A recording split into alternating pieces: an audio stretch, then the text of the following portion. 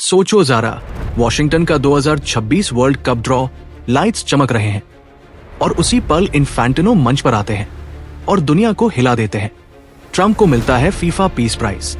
हाँ, वही shiny trophy, medal और सर्टिफिकेट, बिना नॉमिनीज, बिना वोट, बस पूरा स्पेक्टेकल।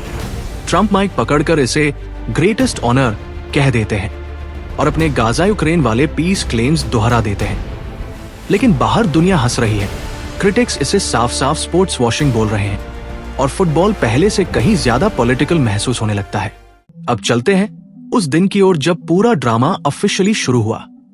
5 नवंबर 2025 फीफा अपनी वेबसाइट और इन्फैंटिनो की सोशल पोस्ट पर अचानक अनाउंस करता है कि पहला पीस प्राइज दिया जाएगा, दुनिया को यूनाइट करने वालों के लिए। लोग समझ ही रहे थे कि ये नया अवार्ड है। तभी एक महीना बाद 5 दिसंबर को वॉशिंगटन के केनेडी सेंटर में वर्ल्ड कप ड्रॉ से ठीक पहले करीब 2000 मेहमानों के सामने ट्रंप को मंच पर बुला लिया जाता है। ध्यान रहे, ना कोई नॉमिनी, ना कोई काउंसिल वोट। सवाल उठने ही थे। इन्फैंटिनो ट्रंप को एक ट्रॉफी, एक बड़ा मेडल जो ट्रंप ने तुरंत पहन भी लिया, और एक सर्टिफिकेट देते हैं जिसमें लिखा होता है कि यह सम्मान उनकी extra ordinary actions for piece and unity को दिया जा रहा है। इन्फैंटिनो उन्हें लीडर दैट केयर्स बताकर पूरा माहौल सेलिब्रेटरी बना देते हैं। फिर ट्रंप माइक पकड़ते हैं और कहते हैं कि ये उनके जीवन के ग्रेट ऑनर्स में से एक है। इसके बाद वह दावा करते हैं कि उन्होंने कॉन्गो से लेकर इंडिया पाकिस्तान तक वॉर्स रोके, गाजा में शांति लाई, रवांडा DRC जैसे कॉन्फ्लिक्ट शांत किए और करोड़ों जानें बचाई। कहते हैं उन्होंने 8 वॉर्स खत्म कर दी और ये प्राइज साबित करता है कि अमेरिका फिर से वर्ल्ड स्टेज पर आगे है। लेकिन यही से कंट्रोवर्सी ताजा हो जाती है। क्रिटिक्स कहते हैं ये अवार्ड एक पॉलिटिकल शॉर्टकट है, फीफा की न्यूट्रलिटी को डैमेज करता है। इन्फैंटिनो, ट्रंप नजदीकी, जॉइंट इवेंट्स, इवांका का फंड्स में रोल, सब मिलकर फुटबॉल को पहले से भी ज्यादा पॉलिटिकल बना रहे हैं। और ग्लोबल बैकलैश उठता है कि क्या ये पीस प्राइज नहीं बल्कि एक साफ साफ स्पोर्ट्स वॉशिंग मोमेंट है। अब बात करते हैं उस नैरेटिव की जिसे फीफा ने बड़े जोर से आगे बढ़ाया। मंच पर दिखाए गए ट्रिब्यूट वीडियो में ट्रंप की अलग अलग डिप्लोमेसी क्लिप्स चलती है। कहीं सीजफायर घोषणाएं, कहीं हैंडशेक मोमेंट्स, और कमेंट्री में बताया जाता है कि उन्होंने ग्लोबल कॉन्फ्लिक्ट्स में मीनिंगफुल इंटरवेंशन किया है। इन्फैंटिनो इस दौरान कहते सुने जाते हैं कि ट्रंप ऐसे नेता है जो हालात बिगड़ने से पहले बातचीत की राह चुनते हैं, और यही रीजन है कि ये रिकॉग्निशन सही समय पर आया। लेकिन आलोचकों का तर्क है कि कई मिलिट्री ऑपरेशंस इसी अवधि में हुए, जिससे ये कहानी एकदम फ्लॉलेस नहीं लगती। ट्रंप ने अपने स्पीच में एक अलग ही लेयर जोड़ दी। अब्राहम अकॉर्ड्स का जिक्र, उनका कहना था कि मिडिल ईस्ट में जो भी स्टेबिलिटी दिखाई दे रही है उसकी नींव वही समझौते थे, और गाजा में बने ट्रूस को उन्होंने उसी फ्रेमवर्क का एक्सटेंशन बताया। फीफा ने भी इस रेफरेंस को सटल तरीके से अवार्ड नैरेटिव से जोड़ दिया, मानो ये अकॉर्ड्स ग्लोबल पीस के लिए कॉर्नरस्टोन साबित हुए हों। गाजा सीज फायर वाले हिस्से का भी काफी जोरदार प्रसारण हुआ। प्रीवेंट वीडियो में मीडिएशन कॉल्स, स्टेटमेंट्स और डिप्लोमैटिक मीटिंग्स का मोन्टाज चलता है, जिससे यह संदेश जाता है कि इजराइल पैलेस्टाइन टेंशन कम करने में उनकी भूमिका डिसाइसिव थी। यही एंगल इन्फैंटिनो ने पहले भी एक इंटरव्यू में हाईलाइट किया था, यह कहते हुए कि ऐसे प्रयास ग्लोबल रिकॉग्निशन डिजर्व करते हैं। सेरेमनी से ठीक पहले एक और डेवलपमेंट ने चीजों को ड्रामेटिक बना दिया। वॉशिंगटन में रवांडा और DRC नेताओं के साथ पीस अग्रीमेंट पर हस्ताक्षर। फीफा ने इसे तुरंत फ्रेश प्रूफ ऑफ इम्पैक्ट बताकर अवार्ड से जोड़ दिया। ट्रंप ने सेरेमनी के दौरान दावा किया कि इस डील ने कॉन्गो रीजन को एक संभावित ह्यूमैनिटेरियन डिजास्टर से बचा दिया। और फिर आते हैं उनके पर्सनल फीलिंग्स। ट्रंप मेडल पहने खड़े होकर बताते हैं कि यह सम्मान उनकी लाइफ टाइम अचीवमेंट्स को वैलिडेट करता है। वे पुनः कहते हैं कि अब वर्ल्ड सेफर है, और इस अवार्ड से अमेरिका की डिप्लोमैटिक ताकत भी रीअफर्म हुई है। साथ ही वे 2026 वर्ल्ड कप की भी तारीफ करते हैं, मानो ये मोमेंट भविष्य की ग्लोबल यूनिटी का प्रीव्यू हो। जैसे ही अवार्ड की खबर बाहर आई, सबसे पहला तूफान उठा इसकी प्रोसेस पर। लोगों को लगा कि पूरा फैसला अचानक से हवा में टांग दिया गया, ना किसी शॉर्टलिस्ट का जिक्र, ना किसी गाइडलाइन की घोषणा, और टाइमिंग भी ऐसी कि कई लोग इसे ट्रंप के नोबल रिजेक्शन के बाद आया हुआ इंस्टेंट रिवॉर्ड मानने लगे। सबसे दिलचस्प बात यह रही कि कई फीफा के सीनियर मेंबर्स खुद चकित रह गए, जैसे उन्हें भी इस पूरे प्लान का अंदाजा ही नहीं था। शुरू से ही क्रिटिक्स का दावा था कि यह प्राइस क्रेडिबिलिटी बनते ही टूट भी गया। इसके बाद एक और बड़ा सवाल सामने आया, फीफा काउंसिल का कोई वोट ही नहीं हुआ। आमतौर पर बड़े ऑनर्स में काउंसिल की कलेक्टिव अप्रूवल होती है, लेकिन इस डिसीजन को पूरी तरह प्रेसिडेंट इन्फैंटिनो ने अकेले आगे बढ़ाया। 4 अलग अलग फुटबॉल एग्जीक्यूटिव्स ने मीडिया को बताया कि उनसे कोई सलाह तक नहीं ली गई, जिससे इंप्रेशन और गहरा हो गया कि यह अवार्ड किसी इंस्टीट्यूशनल कंसेंसस से नहीं बल्कि व्यक्तिगत बैकिंग से निकला है। ट्रांसपेरेंसी की हालत भी कुछ खास बेहतर नहीं दिखी। अनाउंसमेंट से पहले इन्फैंटिनो की पर्सनल सोशल मीडिया पोस्ट्स घूम रही थी और कोई स्पष्ट मैकेनिज्म दुनिया के सामने नहीं आया। ऊपर से टाइमिंग, ट्रंप की नोबल डिफीट के तुरंत बाद, ने पूरे नैरेटिव को और भी सस्पिशियस बना दिया।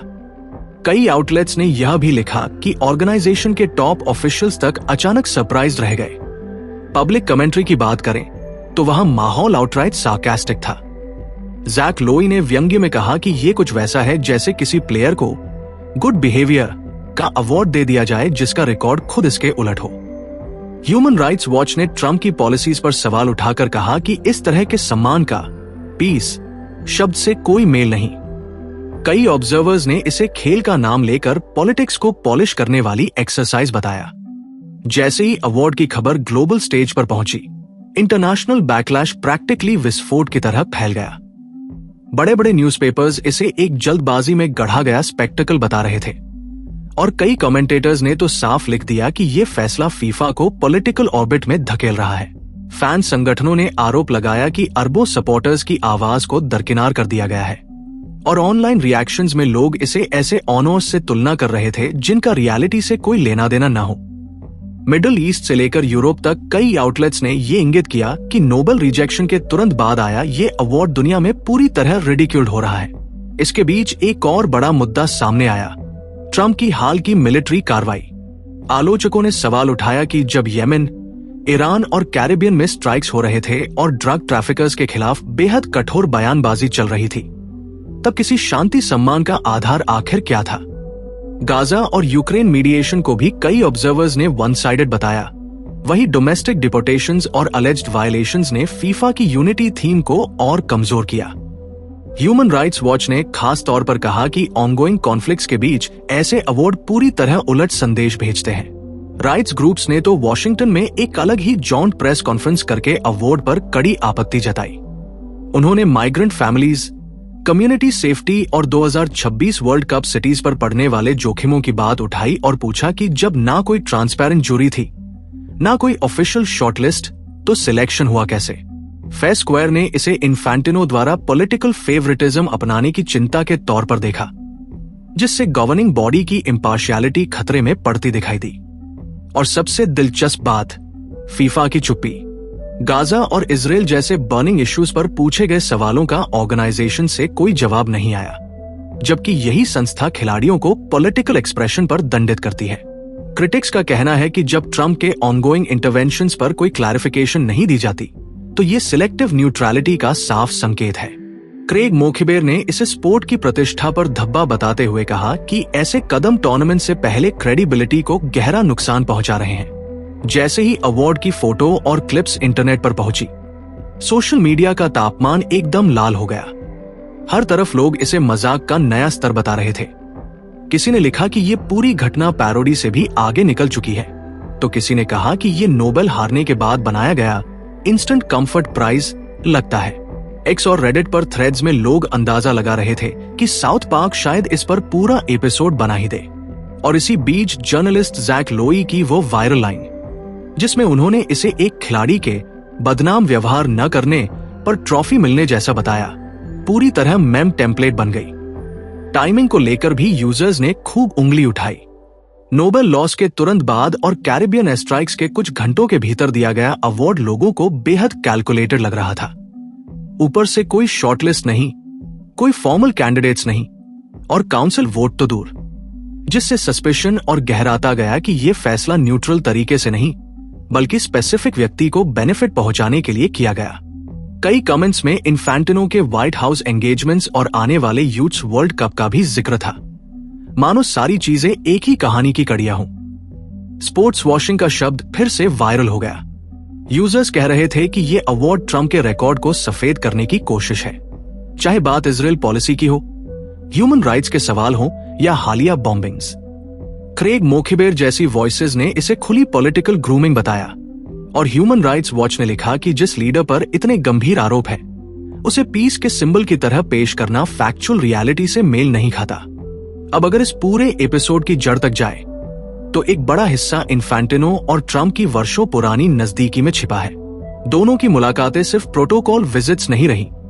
व्हाइट हाउस बैठकों से लेकर डावोस गैदरिंग्स और अब्राहम अकॉर्ड्स के समारोह तक दोनों लगातार एक दूसरे के कैमरे में नजर आते रहे। इन्फैंटिनो कई बार खुले मंचों पर ट्रंप को अपना ट्रस्टेड फ्रेंड बता चुके हैं और ये भी स्वीकारते हैं कि यूथ्स में होने वाले टूर्नामेंट्स के लिए ये रिश्ते प्रैक्टिकली यूजफुल अलायंसेस बन गए हैं। यहीं से जुड़ता है एक और चैप्टर, इवांका ट्रंप का fee falling education fund. 2026 world cup को ध्यान में रखते हुए $100 मिलियन इनिशिएटिव में उनकी इन्वॉल्वमेंट ने कई आईब्रोज उठा दी। एक और हेड टर्निंग मोमेंट तब आया जब फीफा ने न्यूयॉर्क में अपना नया ऑफिस सीधे ट्रंप टावर में खोल दिया। क्रिटिक्स का कहना है कि गवर्निंग बॉडी का ऑपरेशनल फुटप्रिंट और ट्रंप फैमिली का बिजनेस इकोसिस्टम इस तरह मर्ज होने से न्यूट्रलिटी की धारणा और कमजोर हुई है। इस सबके बीच फीफा की traditional non political branding practically हल्की पड़ रही थी। ऑर्गेनाइजेशन सालों तक कहता रहा कि फुटबॉल स्टैंड्स अबव पॉलिटिक्स, लेकिन इन्फैंटिनो की स्पीचेस अब अक्सर ऐसी लैंग्वेज का इस्तेमाल करती है जो मगा टोन से मिलती जुलती सुनाई देती है। यूईफा के कुछ ऑफिशियल्स तो रिपोर्टेडली अनकंफर्टेबल हो गए थे जब इन्फैंटिनो ने मिडिल ईस्ट दौरे में ट्रंप के आसपास ज्यादा समय बिताया और फेडरेशंस की प्रायोरिटीज पीछे छूट गई।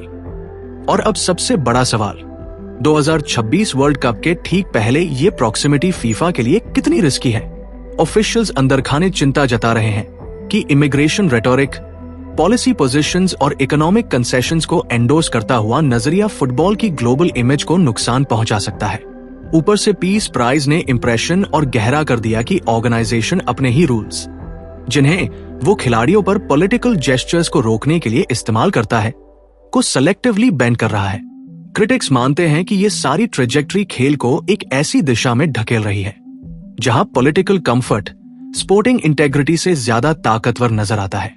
अगर फीफा के पूरे इतिहास पर नजर डालें तो ऑर्गेनाइजेशन खुद को हमेशा उस जगह पर रखता आया है जहां राजनीति और धर्म से दूरी कम से कम कागज पर उसकी पहचान मानी जाती थी। यही वजह थी कि अलग अलग दशकों में उसने कभी अपार्टाइड साउथ अफ्रीका को बाहर किया तो कभी रशिया को यूक्रेन इन्वेशन पर तुरंत सस्पेंड कर दिया। लेकिन दूसरी तरफ वही फीफा खिलाड़ियों को सिंबॉलिक सेलिब्रेशंस, पॉपी आर्मबैंड्स या किसी भी राजनीतिक जेस्चर पर जुर्माना भी लगाता रहा, ये कहते हुए कि फुटबॉल तनाव से अलग एक न्यूट्रल जोन। फिर भी कई मामलों में, जैसे इजरायली सेटलमेंट कंप्लेंट्स, इस न्यूट्रलिटी की कंसिस्टेंसी पर सवाल पहले से उठते रहे थे। इसी पृष्ठभूमि में आता है 2025 का पीस प्राइज, जिसने न्यूट्रलिटी के नैरेटिव को प्रैक्टिकली उलट दिया।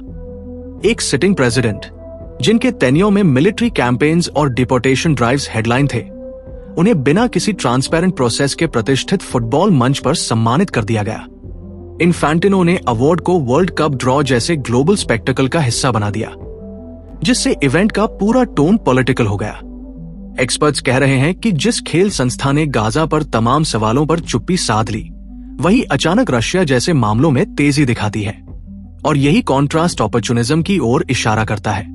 गवर्नेंस स्पेशलिस्ट्स अब ओपनली बोल रहे हैं कि ऑर्गेनाइजेशन के अंदर डिसीजन मेकिंग का तरीका कसौटी पर खरा नहीं उतर रहा। कुछ एनालिस्ट्स का कहना है कि जब एलाइज शामिल हो तो फीफा सॉफ्टनेस दिखाता है, और जब कन्वीनियंट हो तो कठोर बन जाता है। कमिटी चेयर्स तक यह कह चुके हैं कि इन्फैंटिनो के दौर में ओवरसाइट मैकेनिज्म सिंबॉलिक हो गए हैं।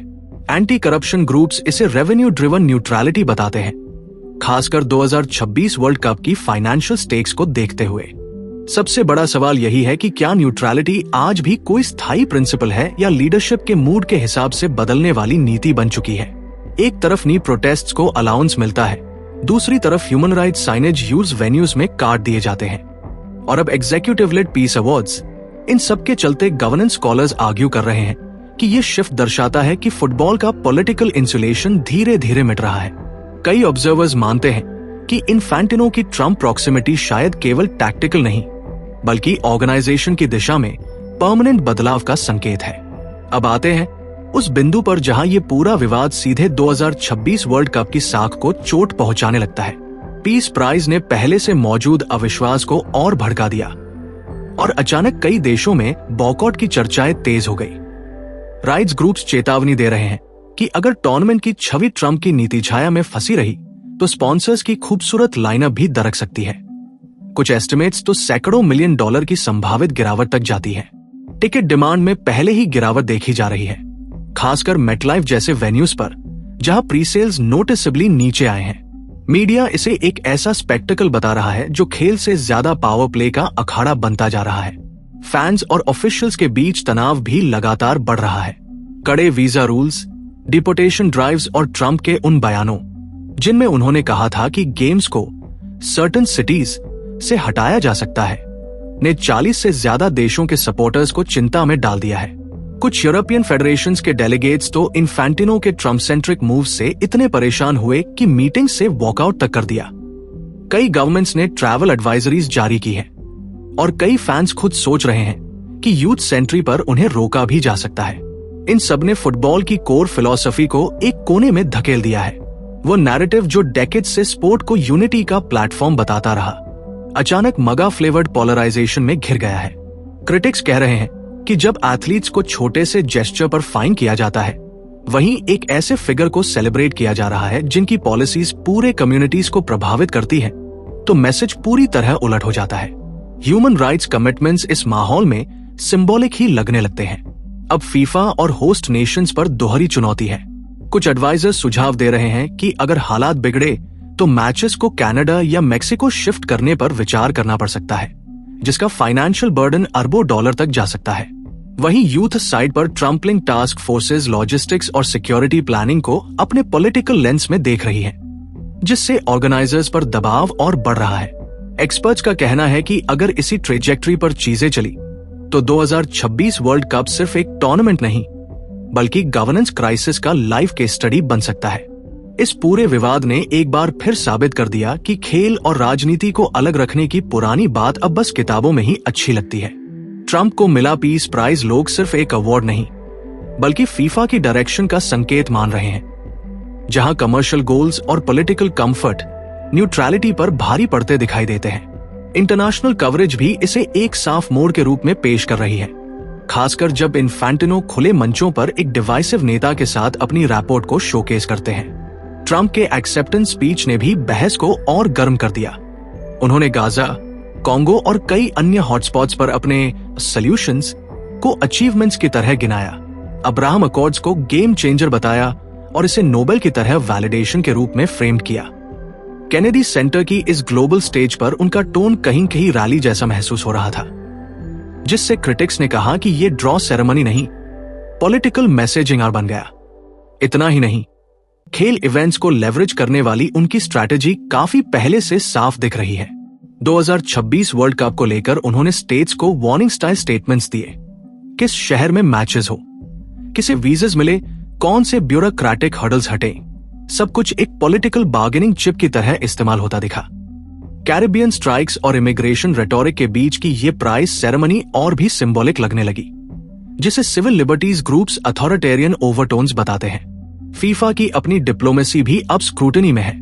ऑर्गेनाइजेशन कह रही है कि ट्रम्प के साथ निकट कोऑर्डिनेशन इसलिए जरूरी है क्योंकि वर्ल्ड कप लॉजिस्टिक्स में यूथ अप्रूवल क्रिटिकल है, चाहे बात वीजा फास्ट ट्रैकिंग की हो या व्हाइट हाउस टास्क फोर्स से मिलने वाले परमिशंस की। लेकिन एक्सपर्ट्स का कहना है कि इसी डिपेंडेंसी ने फुटबॉल बॉडी को जियोपॉलिटिकल चेसबोर्ड पर एक एक्टिव प्लेयर बना दिया है, जहां स्टैट्यूट्स पीछे छूट रहे हैं और होस्ट रिलेशंस को सर्वोपरि रखा जा रहा है। यही ड्रिफ्ट अब सबसे बड़े सवाल खड़े कर रही है। खेल अब किसकी सेवा में है, फैंस की या पावर कॉरिडोर्स की? जैसे ही अवार्ड की खबर मीडिया में छाई, मेजर आउटलेट्स ने तुरंत स्केप्टिसिज्म दिखाया। इसे कुछ ने वल्गर और नोबेल हार के बाद जल्दी से बनाया गया कंसोलेशन कहा, जबकि कोई सिलेक्शन प्रोसेस या क्राइटेरिया सामने नहीं आए। अल जजीरा ने क्रेग मोखिबेर के हवाले से इसे ट्रूली शेमफुल स्पोर्ट्स वॉशिंग बताया। ट्रंप के एयर स्ट्राइक्स और राइट्स अब्यूसेस को देखते हुए और द न्यूयॉर्क टाइम्स ने इन्फेंटिनो के इंग्रेशिएशन एफर्ट्स को हाईलाइट किया। CNN ने ह्यूमन राइट्स ग्रुप्स की चिंता को उठाया कि फीफा न्यूट्रलिटी कॉम्प्रोमाइज कर रहा है, जिससे अवार्ड की लेजिटिमेसी पर बड़े सवाल खड़े हो गए।